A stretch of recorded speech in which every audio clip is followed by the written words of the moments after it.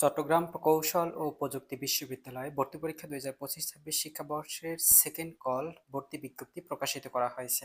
অর্থাৎ ফার্স্ট কলে 920 আসনের বিপরীতে 601 আসন ফাঁকা থাকায় সেকেন্ড কল তোমাদের প্রকাশ করা হয়েছে।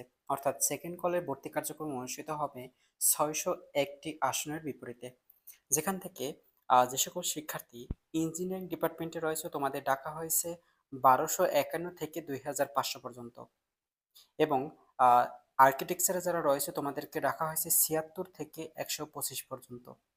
আর পার্বত্য চট্টগ্রাম যারা রয়েছে 1 থেকে 120, আর রাখাইন সম্প্রদায় যারা রয়েছে তাদের মেধাক্রম 2 যারা রয়েছে তাদেরকে ডাকা হয়েছে।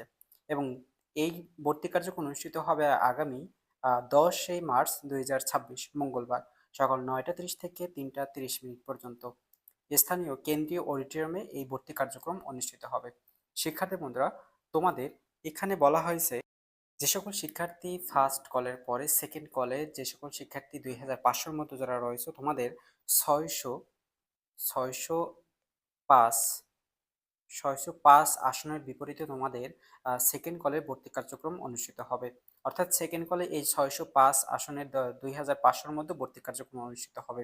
এই 2500-র মধ্যে সকল শিক্ষার্থীরা যদি ভর্তি হয় সেক্ষেত্রে 605টি আসন পূর্ণ হয়ে যাবে। যদি 2500-র মধ্যে সকল শিক্ষার্থীরা ভর্তি না হয়, তারপরে যদি শূন্য আসন থাকে, সেক্ষেত্রে সে থার্ড কল আবার প্রকাশ করা হবে। থার্ড কলে যেমন তোমাদের আবার 3500 পর্যন্ত অথবা 3200 পর্যন্ত তোমাদের থার্ড কলে ডাকা হতে পারে। অতএব তোমাদের থার্ড কল অবভিয়াসলি তোমাদের ডাকা হবে, এটা তোমরা নিশ্চিত থাকো। আর এই যে তোমাদের সেকেন্ড কলে ডাকা হয়েছে, সেকেন্ড কলে 10 তারিখে তোমাদের ভর্তি কার্যক্রম অনুষ্ঠিত হবে, যেখানে তোমাদের ভর্তি কার্যক্রম অনুষ্ঠিত হবে, কাগজপত্র জমা দিতে হবে, স্বাস্থ্য পরীক্ষা অনুষ্ঠিত হবে এবং তোমাদের ডোপ টেস্ট করা হবে।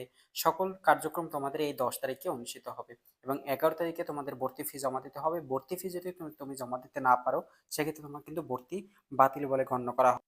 ভর্তি ফি হচ্ছে 18,500 টাকা। 18,500 টাকা যদি তুমি জমা দিতে পারো, সেক্ষেত্রে তোমার একটি সাবজেক্ট সিলেক্টেড হবে। যদি ভর্তি ফি জমা না দিতে পারো, তাহলে কিন্তু তোমার ভর্তি বাতিল বলে গণ্য করা হবে, তোমাকে প্রার্থী বাতিল বলে গণ্য করা হবে। এখন আসি তোমাদের ভর্তি কার্যক্রমে কি কি ডকুমেন্টস নিয়ে যেতে হবে। প্রথমত রয়েছে এসএসসি পরীক্ষার মূল সনদপত্র যে রয়েছে সেটি নিয়ে যেতে হবে, এবং এসএসসির মূল ট্রান্সক্রিপ্টের মূল কপি, অর্থাৎ ট্রান্সক্রিপ্টের মূল কপি, প্রশংসাপত্র যে রয়েছে প্রশংসাপত্র নিয়ে যেতে হবে। এবং এইচএসসি পরীক্ষা যে তোমরা পরীক্ষা দিয়েছিলে রেজিস্ট্রেশন কার্ড দিয়ে, এইচএসসি পরীক্ষা যে রেজিস্ট্রেশন কার্ড সেটি কিন্তু নিয়ে যেতে হবে মূল কপিটি। এবং এইচএসসি পরীক্ষার ট্রান্সক্রিপ্টটি নিয়ে যেতে হবে, অর্থাৎ প্রশংসাপত্র। এবং যে সর্বশেষ যে সকল শিক্ষা প্রতিষ্ঠানে এইচএসসি পরীক্ষার প্রশংসাপত্র মূল কপি নিয়ে যেতে হবে, এবং সদ্য তোলা পাসপোর্ট সাইজের 2 কপি পাসপোর্ট সাইজের রঙিন ছবি দিতে হবে। এবং হল প্রত্যক্ষভাবে স্বাক্ষর সম্বলিত প্রবেশপত্রটি অবশ্যই তোমাদের প্রোভাইড করতে হবে। এই সকল ডকুমেন্টস তোমাদের অবশ্যই শিক্ষা শাখায় এই সকল ডকুমেন্টস অবশ্যই তোমাদের দিতে হবে।